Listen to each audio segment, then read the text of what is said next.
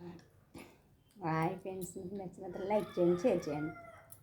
అమ్మవారు పుణకం వచ్చేటప్పుడు ఒంటి మీద బరువు వేసి మొత్తము అట్లా తల్లి స్నానం చేసి పూజ చేసుకోగానే ఆ తల్లి నాకు ఒంట్లోకి వచ్చి